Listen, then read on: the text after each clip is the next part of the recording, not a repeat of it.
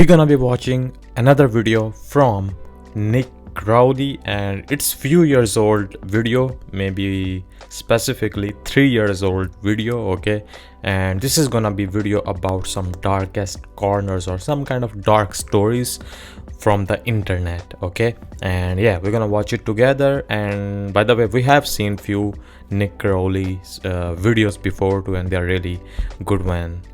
But yeah, let's watch this one, and it's about 30 minutes long and got a lot of views. And I have seen his videos before too, some different topics, but I think so this one gonna be good one too. Okay. Throughout my time here on YouTube, I've spent countless hours searching for dark, obscure content from all across the web. And out of all my morbid findings, only about 1% of them have actually been turned into videos. This happens for a few reasons, like some of the material being just too disturbing or too graphic to talk about. But mainly, it's because a lot of these topics I found don't really warrant a full video, at least not on my channel. So rather than just holding on to these topics forever, I decided to start a new series here and share with you all the chilling internet content that I've compiled throughout the years and will continue to compile for years to come. So join me in this new venture as we dive into the internet's darkest corners. In the end, you'll decide the ultimate winner. And some things you just shouldn't see.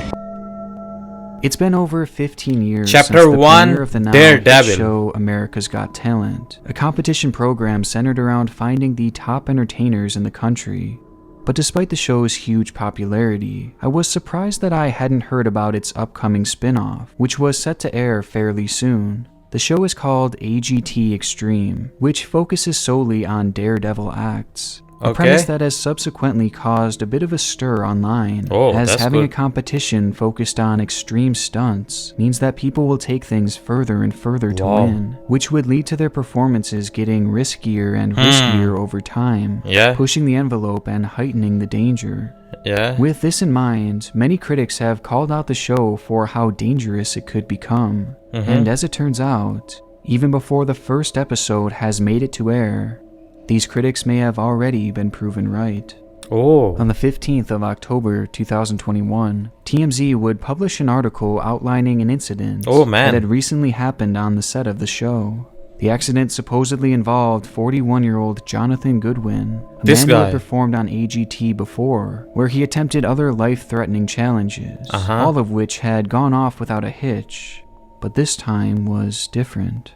The article wrote, Jonathan Goodwin, a daredevil stuntman on the new America's Got Talent Extreme, suffered brutal injuries after a stunt he attempted went horribly wrong, and it was so bad, people on set thought he was dead. The article would then go on to explain the stunt that Jonathan had attempted to perform and how exactly it all went wrong.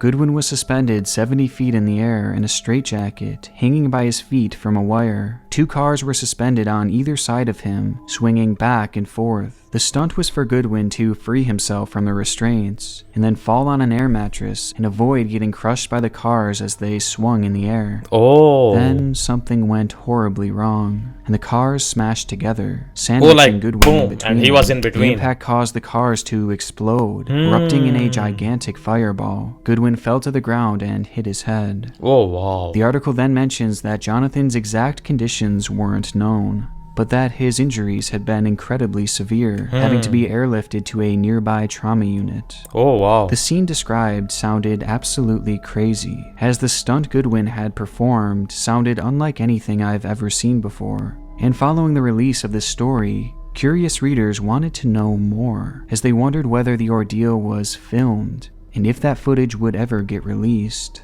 But according to the article, this had happened on the day of rehearsal, meaning that there was no live studio audience, and the cameras potentially weren't even rolling. And even if the show had been filming, it seemed highly unlikely that they would ever choose to release this footage. However, as it turns out, during the whole event, another camera had actually been recording on set that day, which just so happened to capture the entire thing. Can we see the video? It's unclear who was behind the camera, though many believe that it was likely a staff member who had pulled out their phone to film the act. And somewhat unsurprisingly, just days after the initial report, this very video would emerge, quickly spreading to practically every social media site across the internet. Okay. Okay, those cars will come like this. The cars are then seen Oh! colliding together with extreme force, as Goodwin is pinned between them. The At that timing exact wasn't moment, right. The pyrotechnics in both Oh. vehicles go off, causing a massive explosion. Jonathan would then collapse 40 feet to the ground below, falling headfirst. The video is horrifying, and it's easy to understand why people on set thought Goodwin had perished, as every time I watched the clip, I couldn't imagine how anyone could survive such a devastating incident. But shockingly, Goodwin would actually regain consciousness that very day, and despite suffering serious injuries like 2 broken legs and burns throughout his body, he doesn't appear to be in critical condition anymore, as he's even taken to his Instagram page to let his fans know that he's going to be okay. And though his road to a full recovery is clearly going to be difficult, it's still amazing to see him alive and in such good spirits. Following the news breaking on this story, and the video finding its way around the internet, America's Got Talent has halted production on the show, and it's currently unclear where they will go from here. Though if they do decide to carry on with its production, I personally find it likely that this won't be the last time we see an accident like this. By the way, I did not know that they do these type of show rehearsals. Okay, I get it that the performer would do rehearsal at their own place or at home, you know, like, oh, tomorrow I have this audition, okay, let me do my thing, let me be prepared for this, like we do for kind of exam or any kind of stuff like that. But I did not know they do on set, kind of like they have cameras team there or the production team there from the show team there, and then you do kind of rehearsal there. I did not know that. But I get it. I like they wanna make it perfect, you know, look perfect, and you know, be the best when the people come or the only audience is there. But yeah, okay. But damn, it's good he survived. Chapter 2. The wall was here. The wall Our we next story share. takes us to an obscure Reddit post made back in September of 2020. The story was told on the Legal Advice subreddit, as the original poster, or OP, was seeking help on a situation transpiring with her neighbor. Oh. OP described the situation as follows. I live in a duplex with my husband and my son, who is only a few months old. My father-in-law owns half of the duplex and is renting to us, and the other half is owned by an older woman and her adult daughter. My father-in-law has known the woman for over 15 years and told us before we moved in that the daughter was mentally ill and had strong delusions on occasion that caused trouble with the previous tenants. Oh. The last tenants This is gonna go apparently crazy, had I to get a think. civil anti-harassment order placed against the daughter, but eventually moved out when the behaviors never stopped. Okay. Apparently, the neighbor accused them of kidnapping and abusing their children, as well as abusing their dogs. Oh man. My husband and I brought our son home a few months ago, and we didn't have any issues with the neighbor until about 2 weeks ago. She has Oh. begun banging on and throwing things at the walls when our son cries. She screams at us as well, but I usually can't hear what she's actually saying, over the screaming baby. And the 2 dogs going absolutely ballistic because of the banging. It's absolute chaos, and it made my postpartum anxiety so much worse. Every time the baby cries, I experience intense panic, waiting for the screaming and the banging to start. So like as soon as her baby starts, she's like, yeah, I know, because she gonna start screaming too. So it's like instead of one, she have to control like 2 people, or make 2 people quiet at the same time. Call the non-emergency police line twice when I can't handle it anymore and I feel close to a meltdown. And the first time they talked to her and she stopped doing it as often, maybe once every 2 days. Tonight she is back and it is worse than ever. The air quality is so bad right now from the fires that I can't let the dogs out for long to stop them from barking. And the barking makes the baby cry harder, which makes the neighbors scream and pound on the walls. It's everything coming The officer together. I spoke with says that we can try to get a civil anti-harassment order placed, but he knew for a fact that her behaviors never stopped. What this anti-harassment order, placing that order will do? Okay, lady, you got anti-harassment order. Stop doing that. Bro, she's mentally ill. She have some problems with her. That just writing the order or putting in the document or putting in the computer won't do shit. After Like, the come last on. tenants had tried that. And he says his unofficial advice would be to live somewhere else. Yeah. Is that seriously my only option? We can't afford to move, but I can't keep living like this. We get it. The post was met with minimal engagement, as many glossed over the story, not thinking much of it, and those who did respond seemed to have a mixed reaction. Some actually sympathized with their neighbor, as sharing a wall with a screaming baby would obviously not be a fun situation, and especially for someone with a mental illness who seems to react negatively to loud stimuli.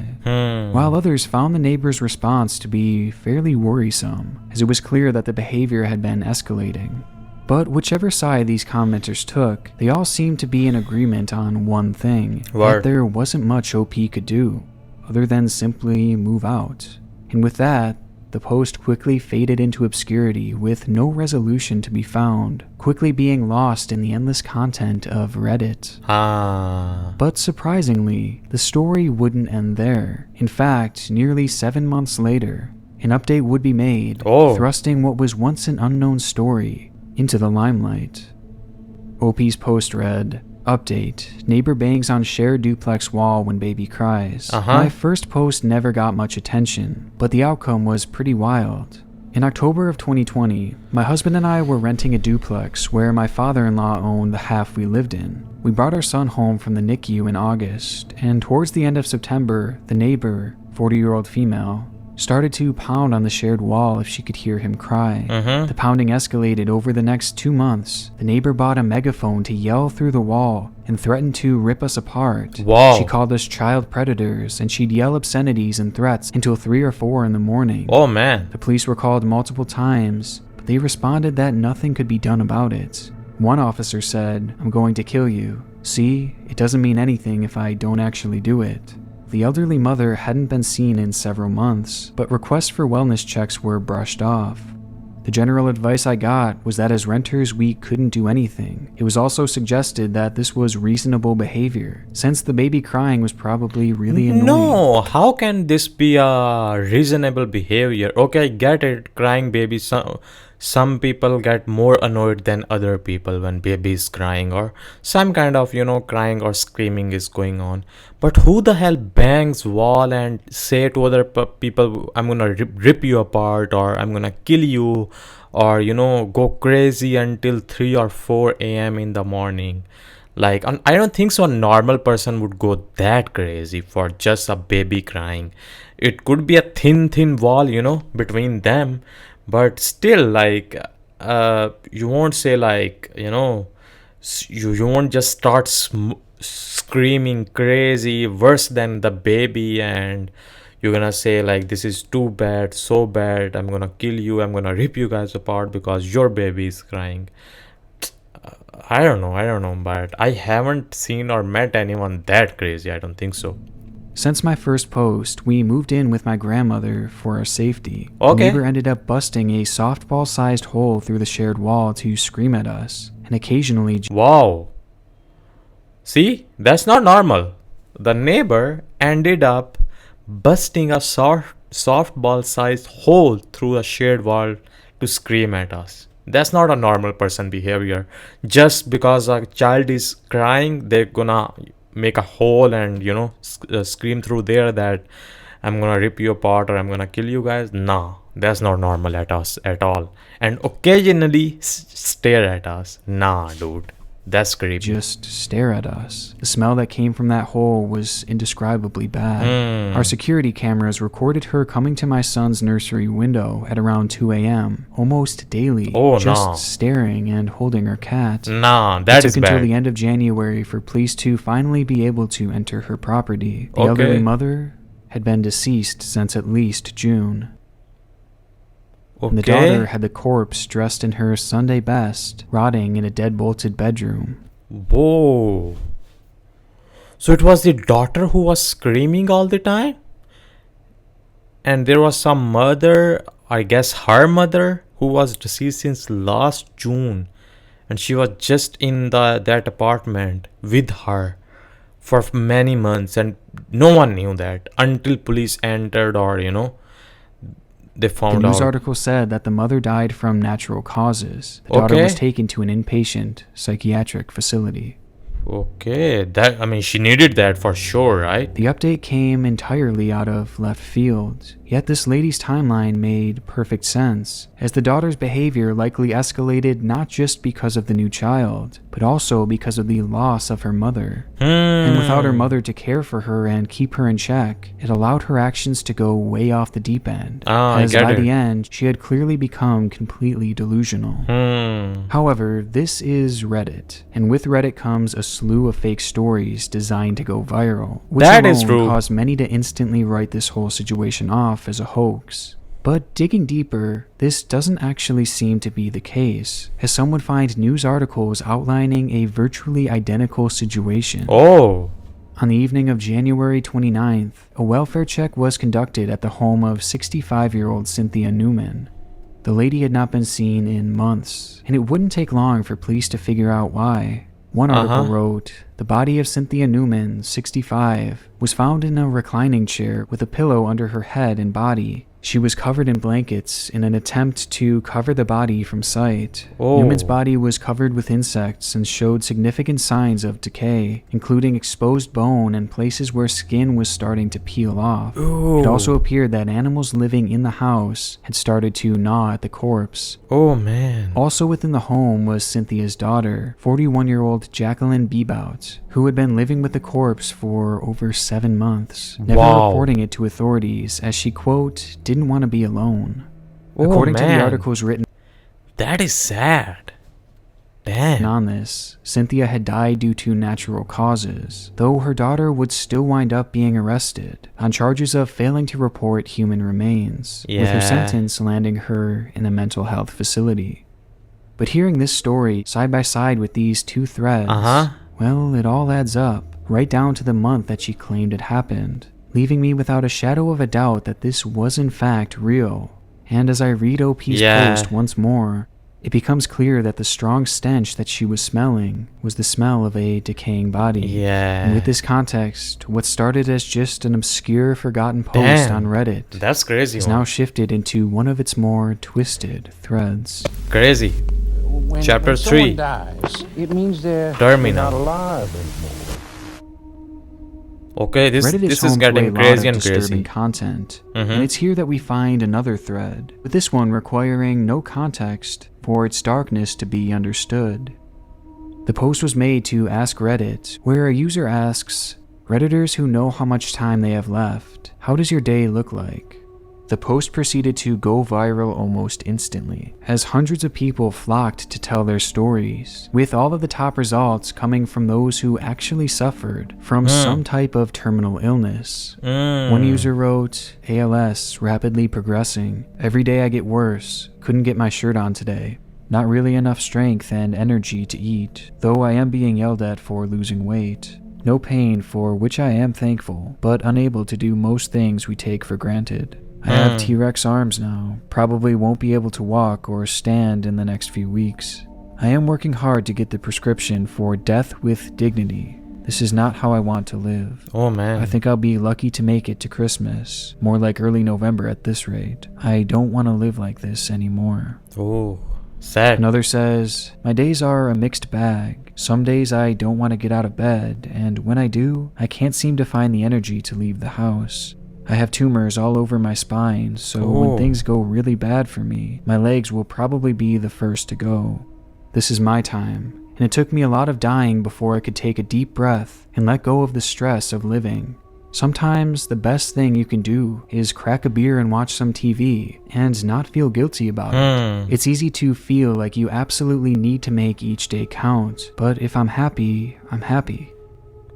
The examples go on from there, as so many users have come together to share their experiences, and it's interesting to see how all of their answers differ. Yeah. With some, they preach positivity, and somehow through it all they have found their inner peace, while others, well, are clearly struggling to come to terms with what will soon happen to them, with most feeling guilty for what they have put their families feel like through some and what their posts gonna be families will soon crazy. go through once they're gone. It's all just horribly depressing. Yeah. And unfortunately, it's far worse than I described. As I've left out one devastating note, with that being that this thread is actually over 5 years old. Damn. And those accounts that had shared their stories, both good and bad, have now fallen silent, leaving the accounts responsible for practically all of the top stories in this thread abandoned, with no updates in years. This thread is no longer a group of people sharing what their last days will look like, Oh, showing man. what their last days did look like, as it appears that the vast majority of them are no longer with us, succumbing to the fate that they knew was R.I.P., around man. the corner, leaving this as, in my opinion, one of the most painful threads I've ever scrolled through. Yeah, that is sad, dude. Wait till you see New York from our Alright, chapter 4, an The sunset impossible on top of the situation. world. What is that? It's rare to see so Another many people know how Reddit? their future is going to turn out and the fate that lies ahead. But most of the time, the future turns out to be far more surprising than you can ever imagine, which leads us to a website called airliners.net, where 21 years ago, a group of users began a discussion centered around an impossible situation. Word. But for just a brief moment in time, they pondered it, with the subject line reading, "If a 707 hit the World Trade Center." Wait, A what? user named MD90 starts the discussion by saying, "When the two towers that made up the World Trade Center were built, they were designed to withstand the impact of the largest airliner of the day, the Boeing 707 Intercontinental. The Empire State Building survived a B-25 medium bomber crashing into it on a very foggy day. It was during the weekend when most people weren't there, but still, 14 people died. Anyone want to bet that the World Trade Center could survive a 767 impact?" This post was met with the response, "Let's not try that, okay? One terror attempt was enough." Yeah. From there, others chime in, with one adamantly saying, "My bet is no way. Just imagine a fully loaded airliner the size of a 707 slamming into any building. Think about it." And the Damn. discussion carried on from there. One person wrote a rather lengthy, well-thought-out response Oh, saying, wow. "If a 707 or a 757 slammed into the World Trade Center, it might be much more damaging than the case of the B-25 bomber that crashed into the Empire State Building. Oh. It is very doubtful any passengers or crew would have survived such a grim scenario. Also, there are probably more people per floor in the World Trade Center compared to the Empire State Building, so casualties in the building will likely be much higher." Yeah. Another user responds by saying, "The structure itself would survive, as the buildings are surrounded by other buildings, and thus only a hit could take place high up on the structure, meaning not at or really near ground level. If it could somehow penetrate and hit the base, that would take it out completely, but a hit 500 or 600 feet up most likely wouldn't take out the whole thing." Within this thread was even an employee who had been working at the World Trade Center at the time, who chimed in stating, "I am working in downtown New York at the World Trade Center, and when someone is in the observation deck of the World Trade Center, you see planes approaching the LaGuardia Airport, not far away from the building. Sometimes you think that the plane is coming to hit the building. And I always think, what if a pilot crashes a plane on us?" The conversation eventually kinda leads scary, to someone man. saying, "The scenario is really hellish. I think the flight disaster record, Tenerife, 1977, 582 dead, might get reset by a lot. You would easily have 1,500 or more, since you would have 200 in the plane, at least 500 in the building, and a real shitload on the ground. If the building managed to fall, there might be 5,000 or 6,000 dead. Oh, wow. Oh well, that's why they put AC lights on the buildings." This was the final Damn. message written in that thread. A thread based around a impossible situation. A situation that could only live in one's imagination. Yeah. Or at least at the time it was. Not even 1 year following this thread, 2 Boeing 67 planes would crash into the World Trade No Center, way. forever changing the course of world history. The same planes that user MD90 had referred to when saying, "Anyone want to bet that the World Trade Center could survive a 767 impact?" And as it turns out, it couldn't. Damn. That was crazy, the dude. history of the camera. So, I've not gonna lie, I did not know about that. They were talking before the 9/11. I did not know that. Of course, it had kind of a date written on it, but I was like, okay, they are just talking, just they are thinking about it after that incident, okay? But damn, so they were saying that, and few months later or few years later, boom, the same thing happens. Damn. As part of my channel, I have a tendency to focus in on disturbing videos and channels. But recently, I've fallen down the rabbit hole of another form of media, photographs, and specifically final photographs. The last Final pictures taken in a photographs. person's life. Oh, last Across the web, photograph there are of a millions of person. examples of this, with an endless supply waiting in the future, as at some point, everyone will have their final picture taken, Yeah, including man. you and I, Yeah. whether we know it at the time or not. Many of the examples we can find That's crazy to today think. are heartbreaking or even inconspicuous, while others, well, are much more disturbing. Maybe this is my On last April video, 18th, 2021, a torrential rainstorm began to wreak havoc in Houston, Texas, along with many surrounding areas. The rain fell in excess of 24 inches within just a single day, flooding the streets and many of the waterways nearby, leading to roads being completely covered with feet of rushing water.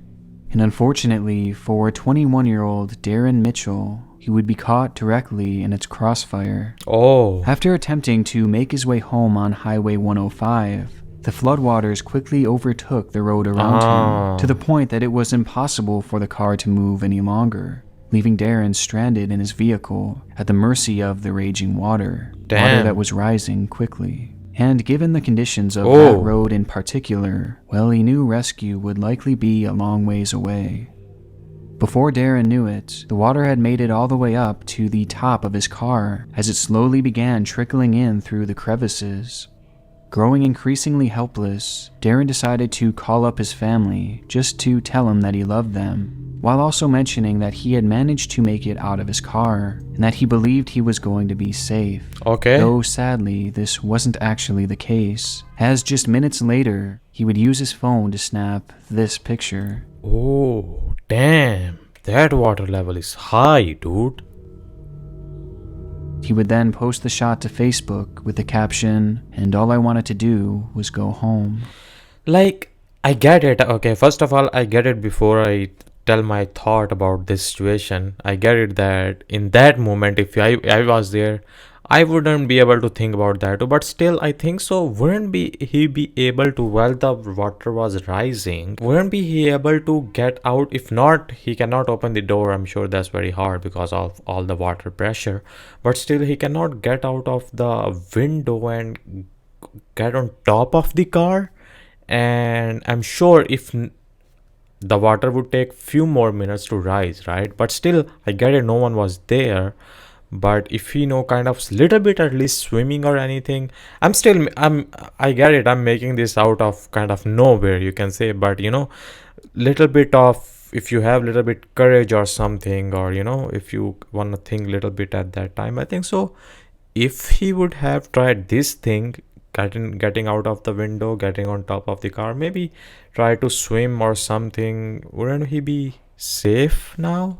I don't know, man, but I get it. At that time, if I was there, I would have been like, yeah, RIP, bye bye everybody. Moments later, Yeah, worried that is onlookers really would scary, witness dude. Look Darren's at truck water is begin at to the window roll of top of before window. flipping over completely and Oh, disappearing into the raging water. damn. Darren's body would be recovered days later, leaving him as one of the 5 victims to fall to this Oh, deadly man. flood. That sucks. Another chilling final photograph comes from an ex-couple who had been partaking on a hiking trip in the Alabama countryside. 18-year-old Jolie Callan and her boyfriend Lauren Bunner had been Okay. separated for some time, but the two decided to head out on one last hike as a chance for them to come to terms with the end of their relationship and hopefully Oh. start a new and civil friendship. By this time, Jolie had moved on with someone new and was all set to start college, but she wanted to remove any ill feelings with Lauren as she began this new chapter in her life. Together, the pair traveled up the mountains in Chia State Park, where Bunner would chronicle the entire day on his Instagram page. He posted photos of Jolie walking her dog, as well as just taking in the gorgeous scenery around them, with this shot proving to be incredibly stunning, as it shows just how vast the woods were that surrounded them. Yeah. Bunner would snap this picture before quickly posting it to Instagram as a way to cherish this memory, his last memory with Jolie. Will he push Just her or moments after anything? taking the picture, Bunner would put his phone down and pull out a handgun that he had concealed in his pocket. Oh, He would then man. fire one shot in the back of Jolie's head before Oh. flipping her around and shooting her once more to seal the deal. He then dragged her body to the edge of the cliff that she was seen here looking over before pushing her off. Damn. Bunner was arrested that day after turning himself in, as it was clearly an attack done out of jealous rage, as he took Yeah. exception to the fact that Jolie was moving on with her life, leaving him in the past. And it's likely that in this very moment, Jolie had no idea the fate that she was about to meet, and the plans that Lauren had for her that afternoon. Damn. You know, they say like, if you don't think that death will come to you, you might be able to go to the death, you know? Like, she was just walking towards her death, walking to the forest and all that, standing there. She did not know, you know, that those are her last, you know, few moments, few minutes to just see the world, you can say. But damn, that is a sad story, Dad. L man, for real, L man. But at But least of he all the turned final himself photographs in. that I found recently, there's one that I find especially chilling, as it just leaves so much to the imagination. On June 6th, 2020, Not another a group woods. of friends had gathered at Frayant County Park to celebrate 46-year-old Biba Henry's birthday. As Okay. night started to fall and the party had begun to die down, Biba and her sister, Nicole Smallman, decided to stick around the park and continue the celebration, partying into the early morning hours. Oh. The two played music, danced, and waved around fairy lights, enjoying the day as if it was their last. Okay. And wanting to document the festivities, the ladies would set up one of their phones and begin photographing themselves. The phone was Okay. connected to a clicker that the girls would use to snap over 100 pictures, documenting their night in this dark wooded area. Okay. The pictures were a little grainy, and many of which were hard to make out, but it seemed as though the two were having a great time, Uh-huh. or at least they had been, until this final photograph. It is incredibly blurry and difficult to make anything out, but the context behind it is highly disturbing. Just comparing it to the photograph taken right beforehand, it appears as though both subjects had been posing for a photo before quickly turning to their left at the same time, almost as if something off camera had caught their attention and even startled them. What? You can see Nicole Smallman looking to her left, and the body of Biba Henry turning that way as well. But besides that, nothing else can really be made out. Yeah. Which makes it all the more bizarre once it's revealed that this would be their last photograph. What will as the happen? two would be found hours later, having suffered over 30 stab wounds, with their bodies being hidden under nearby brush. Damn. The two women had been brutally murdered.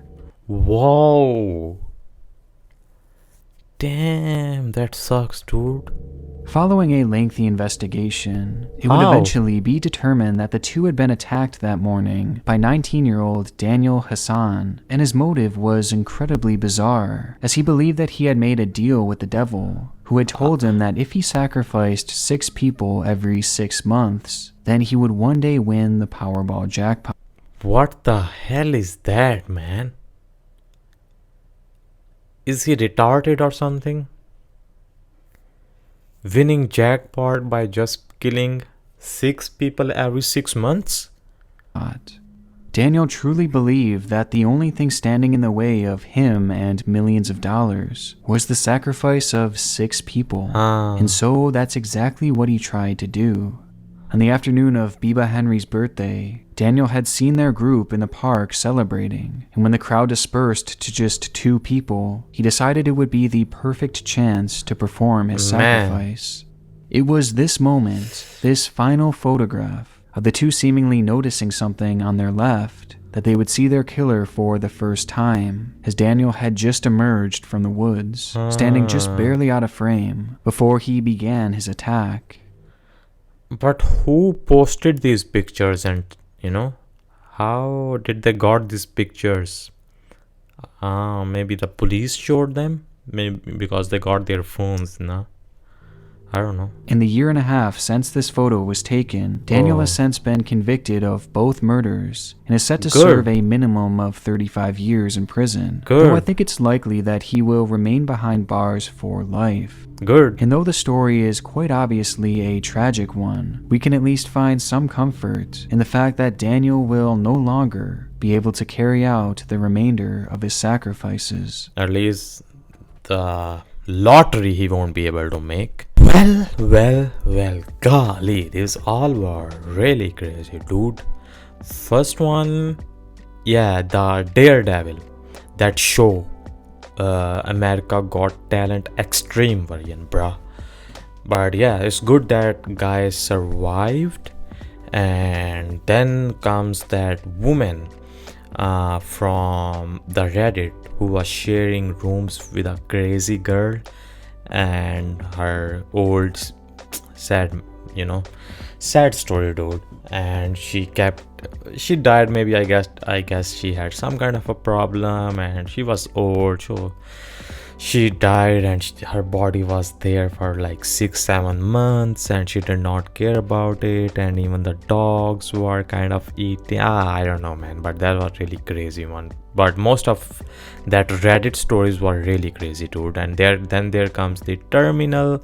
That one was really like weird, man, that people were just talking about it on Reddit, that, oh, what if this happens and this happens to the building, and what if plane crashes, how many people will be killed, and blah blah blah, and damn, few years later, kind of same thing happens. That's really crazy. But these final photographs were crazy, dude.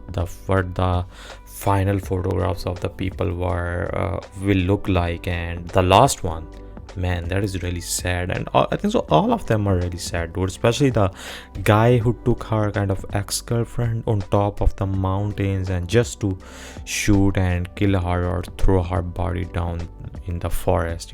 Damn, that sucks. But yeah, overall, yeah, these were the internet darkest corners stories, you can say, by Nick Crowley. And yeah, man, I'll see you guys in the next one.